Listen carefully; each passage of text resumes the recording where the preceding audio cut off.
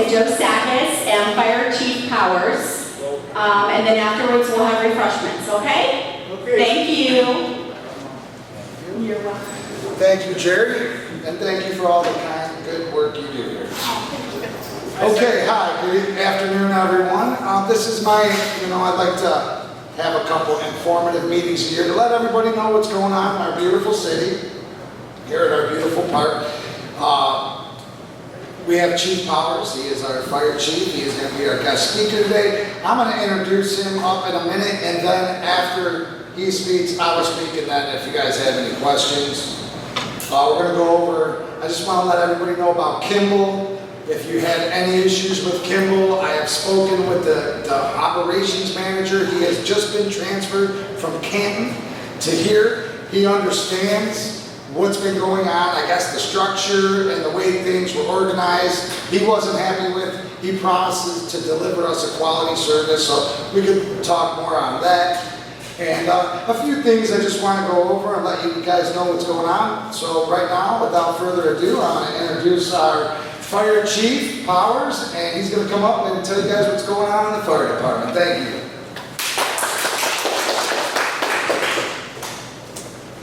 Good afternoon, everybody. The fire department doesn't have a lot of sensationalism. The police department often has that sensationalism with crime or whatever. But what we do is we make a difference each and every day. We run a lot of ambulance service. And that's about 75% of our job is what we do is ambulance. And those ambulances are out, we have 3 ambulances. And the reason we have 3 is because most of the time 2 can be out at any one time. And if one is, even if for an oil change or something happens to it, we need to keep 2 ambulances running. And we were very fortunate when Council bought us a brand new ambulance this year. It's one of the best ambulances you can buy, and certainly it helps us deliver quality service. I've been the fire chief for the last 10 years, and with the city of Wickliffe for 32 years. So I started in 1987. Here. And the community's changed a lot in '87. We used to have a significant more population and everything, but what a great community to work in. It's been great for me, for my family, and I'm very appreciative of being here. So this year already, in the first 5 months, almost 6 months here, our calls are up 18% over last year. And you think 18% isn't much, but it's pretty significant for us. And that's good. That's good because we're getting out and delivering more service. The unfortunate part is more people need our service. To talk about some statistics from last year it was a slower year for us. We ran about 2,100, a little over 2,100 calls, which averaged about 6 calls a day. Almost every day, both of those squads were out last year. And if they weren't out, we had a fire call where the engine was out and the squad was out or whatever. One of the good things that I'm very proud of is that we have really good guys that are very, very talented at EMS. And last year we were able to bring a lot of people back to life. And sometimes I know it's probably not appropriate, but sometimes, God wins, but sometimes the paramedics win. And we're very appreciative of that we have the talents to do that. And the city helps us train and gives us the funding to train these guys, and they do make a difference. So about 75% of our calls are EMS, which leaves about 25% for fire, hazardous materials, service calls. We do a lot of calls where a lot of people fall out of bed. I shouldn't say a lot, but there's certainly plenty. And there's nobody helping them get back into bed. But we do that. It's not an EMS call. It's just a general public assistance, what we call it. But when someone falls out of bed and they don't have the ability to get off the floor, a wife or husband will call us and ask us, hey, can you come over? And we're glad to do that. So anybody, anytime, if you can't get the water shut off for some reason, or something's wrong with an appliance, please call us, because that's what we do. We're available 24/7. If you have an issue, give us a call. We'll come help you solve your issue. If we can't solve your issue, we certainly can refer you to somebody else. We've had a lot of power outages lately. And one thing I'd like to talk about a little bit is there's a lot of people on home oxygen. And when you're on home oxygen, and maybe you have neighbors or relatives that are on home oxygen, the oxygen company is supposed to give you portable oxygen. So when your electric unit stops working, You have portable oxygen like stored in a bottle that you can turn on and use while that power outage is gone. And a lot of people don't require or don't know that the ambulance or oxygen companies are required to do that, and they are. And if anybody would have a problem switching over, we certainly can come and help. It's hard for us to give oxygen to everybody on oxygen in the city. We just don't have the resources to do that. The other good program we have, and it's actually funded through the senior center here, is the Knox Box program. And that's where we have people that are home and maybe call us on a regular basis or maybe anticipate they may need our services. And we have a locked key box on the outside of their house. And we install that for them, and we're able to get into their house if they're unable to come to the door.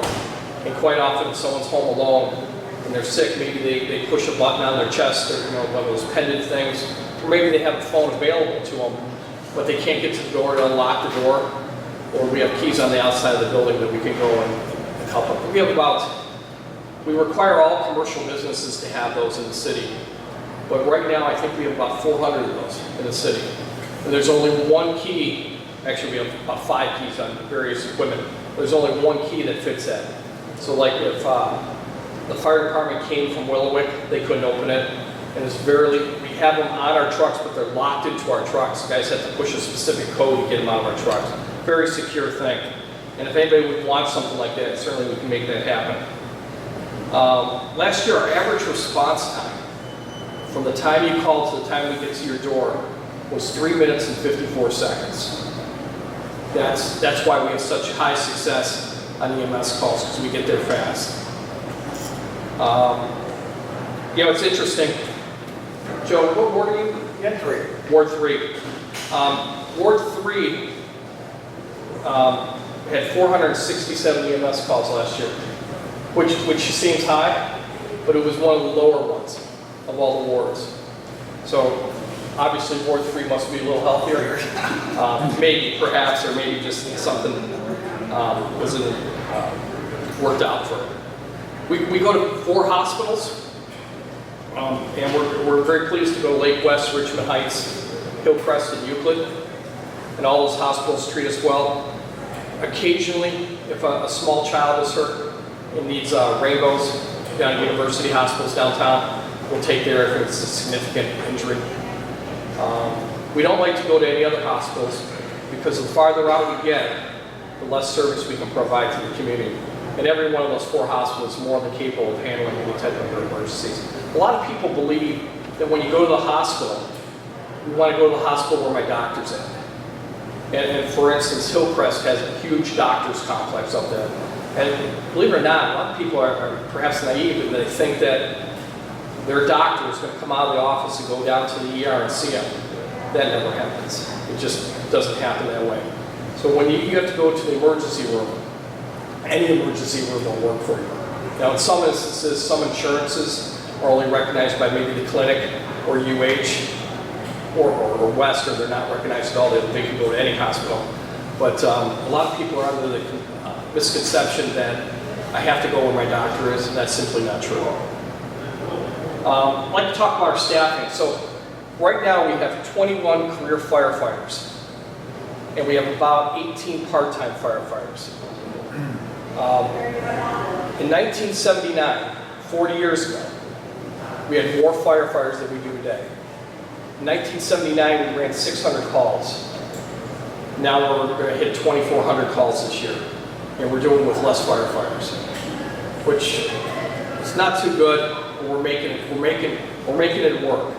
And we just recently hired in the last year 6 new career firefighters, and 3 of those were on a federal grant, where we have the federal government paying salaries for 3 years. That's really helpful for us, and as well as the city. Our part-time firefighters, great kids. And I call them kids because they're younger than my kids now. But with any part-time person, we get them for about 18 to 30 months, and they move on. Most of them move on to working full-time in another department. We're very pleased to see it. It's been a good career, as I said, for me. We wanted to see these guys move on. What we opted to do several years ago is we opted not to fill a full-time inspector spot because we needed that guy delivering services. Also, they eliminated the assistant chief spot a number of years ago, and now I do the role of 2 positions, which is okay because we're keeping more guys on the road. We didn't want to take guys off the road. We're putting more people in the field. So we do a lot of different things. One of the big things we'll be doing in the next month is, they have that fest down at the Center for Pastoral Leadership, or Borromeo. That's going to draw 40,000 people to our community in one day. So we do a lot of pre-planning for that, for both police, fire, service department, to make sure it's safe for not only the site there, but also to make sure that we can continue delivering service to our residents. Because the last thing we want is one event to impact our residents. So we got to make sure we have everything covered on that. So coming up in the coming years, some of our challenges, we're maintaining staffing. We're going to have a number of retirees coming up here, and we want to make sure we replace these guys. So when we run short, that impacts us. We have to replace some equipment, and Councilman knows, I'm always talking about equipment replacement. We just bought a new ambulance recently, and that cost quite a bit of money, but we need to replace an engine, fire engine, and a ladder truck soon. And the 2 of those, between the engine and the ladder truck, is probably $1.6 million. It's a lot of money, because at the same time, you have to realize, we need snowplow trucks, we need police cars, we need to pave roads, we need to do a lot of other things. And the problem with our fire trucks is they look beautiful on the outside, but after 20 years and 25 years, they corrode from the bottom. So the internal workings are falling apart on them. But we still are able to deliver good service. We're never putting the city in jeopardy, that's for sure. And then the other issue, and we just did this the other night, Councilman approved this the other night, our facility. Our facility now is 25 years old. And I've got to tell you, most of you probably remember we used to have the 2 fire stations, and we went into one of the best moves we ever did. People were concerned about response time. We're delivering response time better from one central facility than the 2, and we're coming all at once. So it's really good. But after 25 years, we have some big things going. Just the other night, we went to replace the generator for the building. And you think an emergency generator shouldn't cost that much? It costs a lot of money. We're going to approve $34,000 for an emergency standby generator. But we were able to do that, and that's good for us. So with that, I'd be glad to ask any questions. Or Just within the last couple of years, we didn't have, how many were we able to hire more? Or full-time firefighters, part-time? Were we able to staff, make it stronger? So, Councilman brings up a good point. So for a number of years, we weren't able to replace retirees. So what we were doing, we were forcing our guys that were there to work a lot of overtime. Well, overtime is expensive, but overtime's still cheaper than running, replacing people. The problem is when you get guys working 48 hours constantly, all in a row. Our guys, by the way, work 24-hour shifts. So they work a day and then they're off 2 days. And just to go a little along with that, our firefighters work a 48-hour work week. So that means they work 8 hours more than any other department in the city. And they're paid about the same. So it's what they do and they enjoy it. So they're very good at it. But with that grant, with that federal grant, and then with some recent retirees, the administration and council's been on board to keep replacing these people, and that's really important. And they've supported me replacing our part-time people as we needed to. We'd still like to get more part-time people. Right now we're short 6 part-time guys, but we're able to make that work right now. Hopefully we'll get some more. The beauty of a part-time guy is we don't have to pay them when they're not working. And obviously it's much less expensive than paying full-time people. But they're very young, they don't have that experience. But when they work on our teams with experienced firefighters, they're generally a great asset to have for us. And they do a very good job for us too. Any other questions? Yeah. Sometimes we have our awkward moments. For example, my cell phone got stuck in the speed mode. So the way I could turn it off was you did that emergency thing. And I really didn't want to do that. So this happened about 8 o'clock on a Friday night. I went past the fire station, all closed up. Any way I could have got some help on that? Yeah, if you would just ring the doorbell. It was locked. I did. It's locked for security. Well, then you know what was probably going on? Nobody was there. And that happens, and people don't realize that we don't leave anybody back because we don't have that big of staffing to go. So if you ring the doorbell and nobody comes to the door, because what happens when you ring the doorbell, it actually goes through the phone system, and it rings every phone in the building. It makes like the doorbell sign. They would know you're at the door, and actually we have video cameras and everything there. But if you're ringing the doorbell and nothing happens, then nobody's there. There's an emergency phone if you wanted to. It's one of the things we have at our entrances. So if you were there to get 911, there's a big sign that says, for 911 services, grab this phone and it automatically goes to our dispatch center. But obviously you wouldn't have done that for a cell phone issue. But that was probably the problem, is nobody was there. All right. So what I did is I ended up, I said, okay, I'll do that emergency thing. And I didn't swear up and paint something, so there's nothing wrong with me. Yeah, you know what, you bring Awkward up, situation. yeah, and that's fine. All right. Nobody, that makes no difference. We have people that want to test things and stuff. What happens when we call on the cell phone is it goes to central communications with the sheriffs at the EMA located out in Kirtland. All cell phones in the county go to them, and then they get transferred back to Wickliffe. If you call on the regular like emergency numbers like 1234 or 1212, those go right to our dispatch center. But any cell phone calls go to a central answering point. They call it a PSAP, Public Safety Answering Point. And from that point, it gets transferred back to Wickliffe. Right, I was trying to avoid an emergency situation. Yeah, that's okay.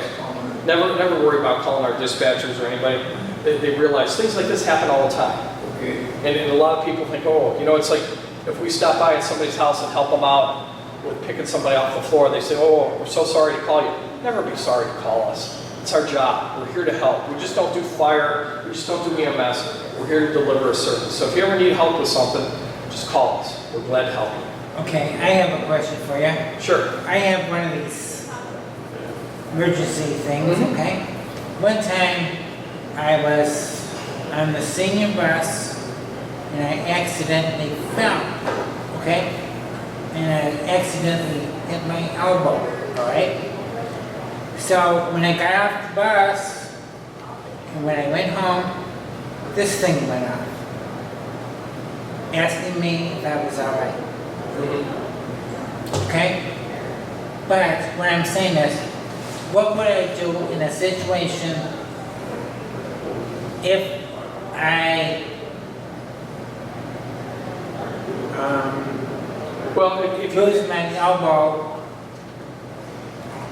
but I didn't want to call the squad? Well, in that situation, that what happened was you triggered that on the bus, and until you got home, because that goes to a little unit you have in your home, it doesn't transmit. So once you got close enough to the unit, it triggered it and asked you, and you could just say, hey, I accidentally hit my butt. Right. And then they won't call us. Or they may call us and say, hey, we had a person accidentally hit their butt, and we might just send a police officer to stop by and just make sure you're okay. So don't worry about. What I'm saying is, so then when I went to sit down in the rocking chair, it went off then. And then a person came on this and says, are you all right? And I says, yeah, I am. But I had to go to 2 doctors because of my elbow. Right. I had to wear a sling for 1 day.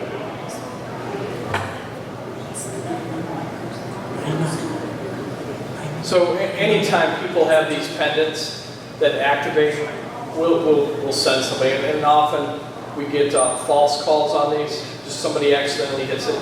That's fine. We just stop by and check them out. Anytime you're hurt or injured, whether you hit the pendant or you want to call 911, just call 911 and we'll get you to the emergency room right away. Okay, thanks. Yeah. Yes, sir. Fire department still supplies smoke alarms. We do. We put up, I want to say, 3 or 4 a week. Still supply batteries. Yes. The key to these, and unfortunately perhaps the society we live in, we have to go, and maybe it's a good thing too, we have to go and install the smoke detector, and we have to go and change the batteries, which we're perfectly fine with. Some people come to the fire station and say, hey, I wanted a free smoke detector. And unfortunately, we found in the past some people would do that, then try to sell it online.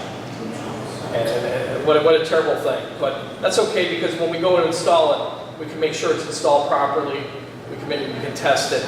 So we're good with that. And the same with the batteries. The smoke detectors have about a 7-year lifespan. So after about 7 years, you can't just keep replacing the batteries. And often, I know in my home, I had one that was 10 years old. And you can put a brand new battery in, and it still keeps chirping. And when the fire chief takes it off and looks and says, oh my, that's 10 years old, the reason why is it's out of the service line. So it happens to me, it happens to a lot of our residents. Yes, sir, you had a question?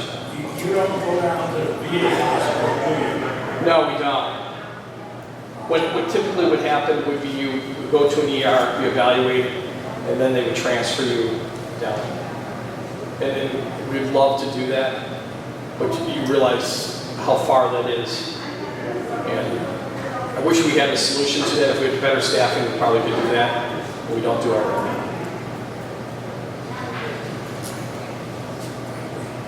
Okay, thank you.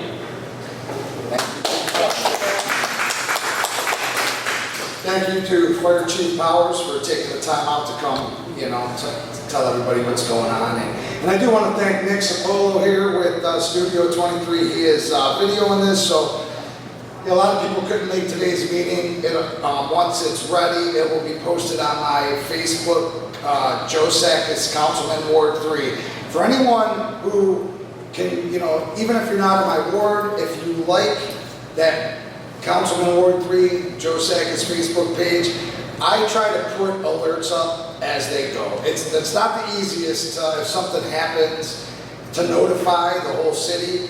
So I'm trying to work on ways to let as many people know, keep them in the loop, and what's going on, because that helps no matter what. As long as they know, I try to get it to it fast. So that will be up there so they can see kind of.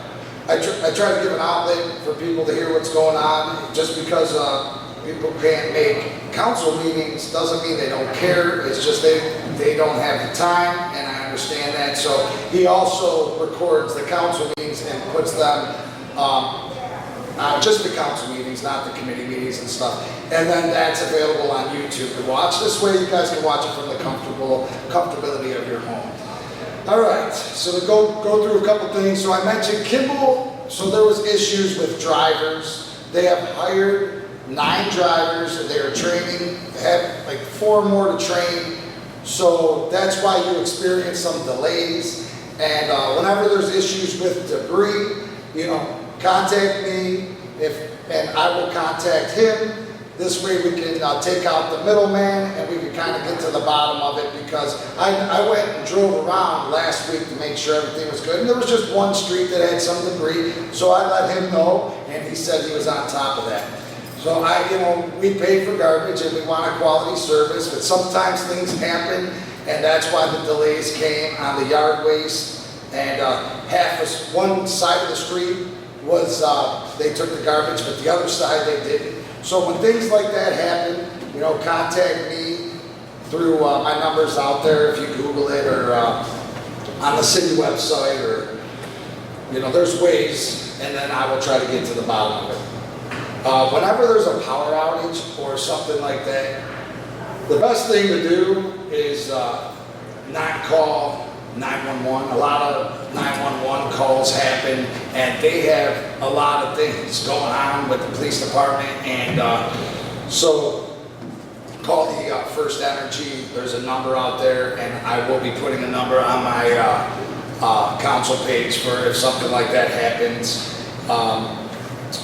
Okay, and one thing positive is I noticed, and I've been wanting to do this for a while, and I'm really close. So I know it might not be a big deal to everybody, but it was always a big deal to me. I have a lot of, my kids play a lot of sports here, and a lot of people I know. This park is a big park, and there are sports going on from April to November with baseball, soccer, got the basketball courts, the pool, just a lot of activity is going on at this park.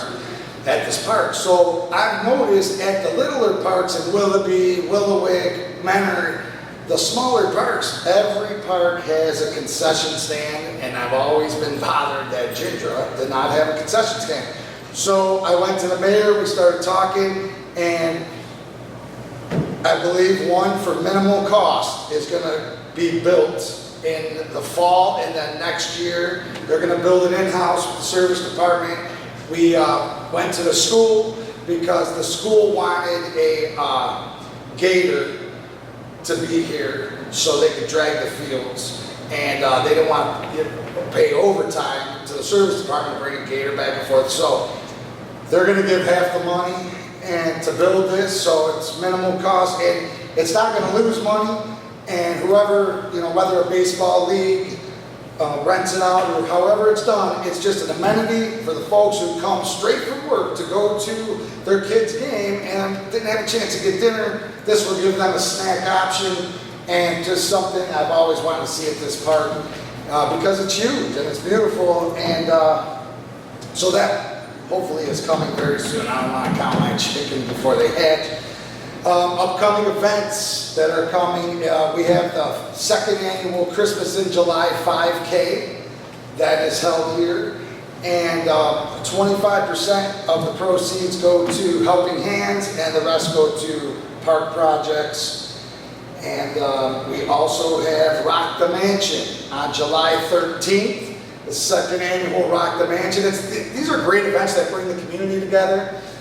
The Rock the Mansion, the headliner is that if you're a Journey fan, they are the best cover band to Journey. They're called Escape. They are amazing. And that will be Saturday, July 13th. I believe that starts at 5 o'clock. And it goes till 11 or 12, somewhere in that vicinity. So someone mentioned to me that at this park, there's not a lot of benches. We have a big senior community. We have 4 benches. Right now, just 3. One was crushed by a tree. These benches are $800, so it takes time to replace. So there will be 4 benches, but an option out there is if somebody, we have the memorial benches, and you can get a hold of the recreation director, Tim Stoppard, or me, if in loving memory, if you wanted to get a bench and have it placed in the park for somebody that's passed or no longer with us.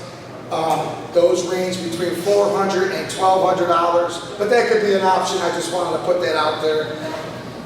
And one thing that we have done since we've been in office is we definitely made the police force stronger and the fire department stronger, the service department. That's one thing that I want to focus on in the future, is getting our service department stronger so we can have better roads and so much more in our community.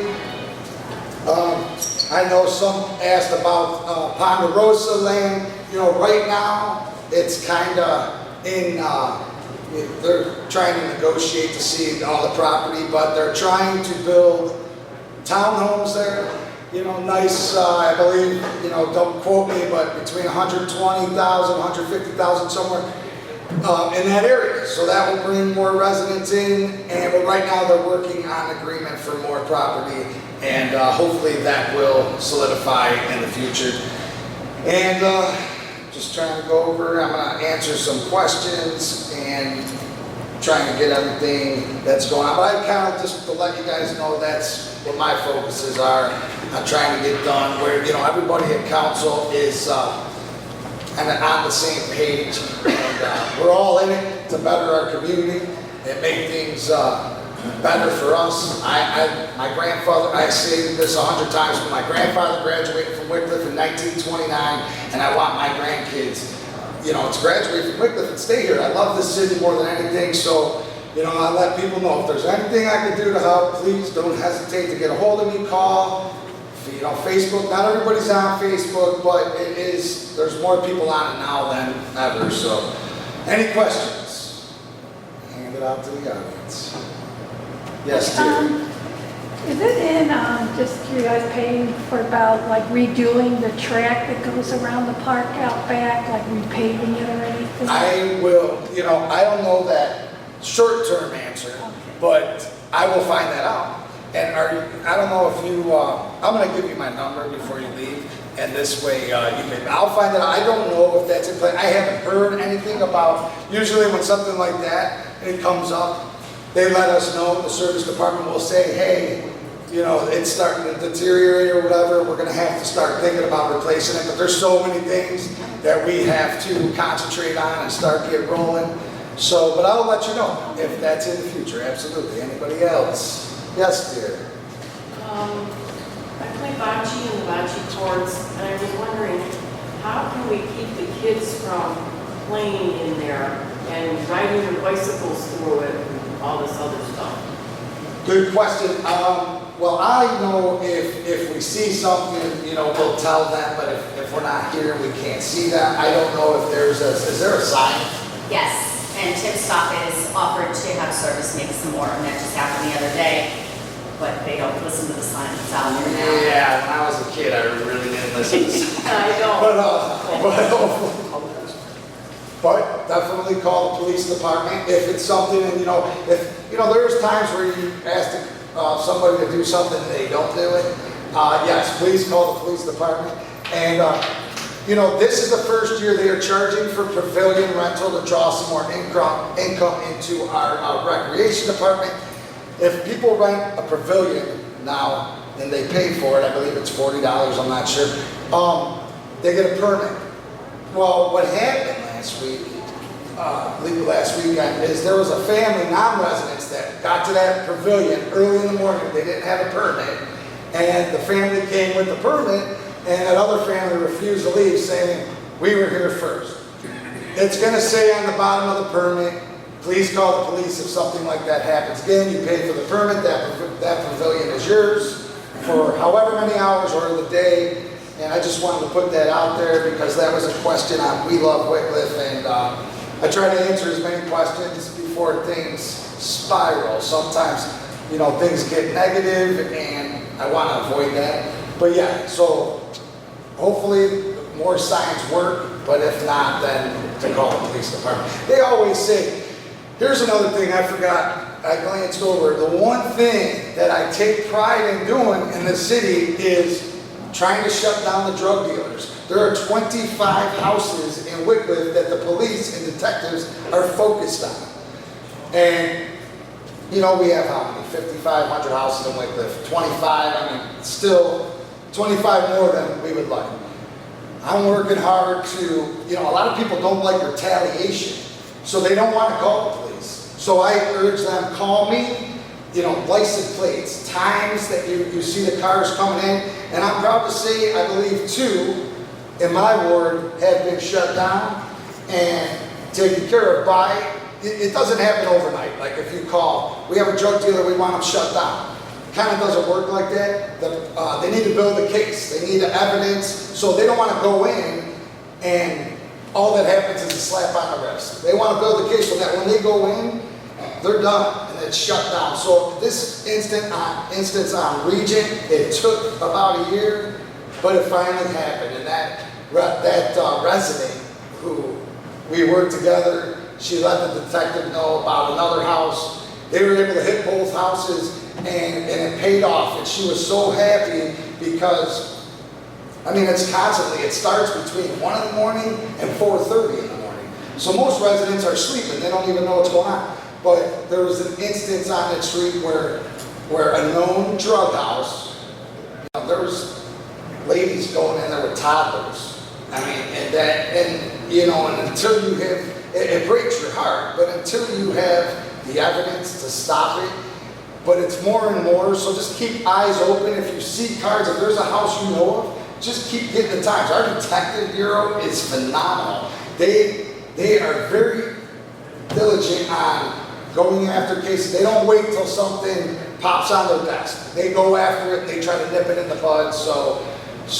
But it's just sad because when we shut down one, it seems like another comes, open for business. So I wanted to just say, I take pride in doing that. that. So anytime anybody has an issue, please contact me or the police. They always say, you know, if you see something, do not feel like you're burdening them by calling. You could call, let them know, they encourage that. So, all right, any other questions out there? Is the service department still filling potholes? Or- Yes, and if you have if you have a street, let me know because they get to it pretty quickly. Someone asked me on my council page when they knew about today's meeting, they said, well, are you guys gonna be discussing a new street on Homewood? So Homewood, they have spent a lot of time on, you know, filling potholes and making it, you know, it goes on a list, a street. And due to the importance of how bad the street is, or, you know, like Lakeland, I want Lakeland Boulevard, I feel, but it costs so much money. So we have a city engineer that looks into grants to try to help with the funding so we can get as many roads. But yes, if you have a problem on your street, please let me know an address or an area and I will let the service department know. But they do that, the filling the potholes, the cold patching. Very often, they always have guys out there doing it. I know joint repair, Warden Road is up for joint repair next summer. I believe next season they're going to start joint repair, I believe, on Warden Road. And yeah, I want to thank you guys. I know you take the time out of your day to come here. I just, like I said, I like to keep everybody in the loop as much as I can. Okay, I have one thing. Yes, sir. Has the trash service changed contractors? So Kimball is our trash. I know it is. They're under contract till But 2022. what I'm saying is, the trucks are a different name. It's all, they might sub out like trucks to get, like if they have a truck that breaks down, they will have to get pay another company, All right. but that's the same, it's still under Okay, Kimball. all right, Yes. thank you. Just to clear, so if there is like a problem with Campbell's, like if they're not picking up then it's to call you Yeah, rather than contact calling me. Campbell's? Okay. Yeah, well, you could start at Kimball, the customer service. Sometimes that doesn't work. So I would say start with that and then call me and then I will be in direct contact with the directions. You know, usually if you call customer service, from what I've heard, they've been on it as well. So let them know. But if you didn't like the answer or it still hasn't got picked up, please call them. They'll get a hold of me. All right, and yeah, dude, like I said, I want to thank you. I want to thank Nick. I want to thank Fire Chief Howard Jerry for setting everything up here. There's some treats. There's ginger ale pop, water, cupcakes, cookies, things like that. So help yourselves. Thank you guys very much for coming. I really appreciate it. Thank you.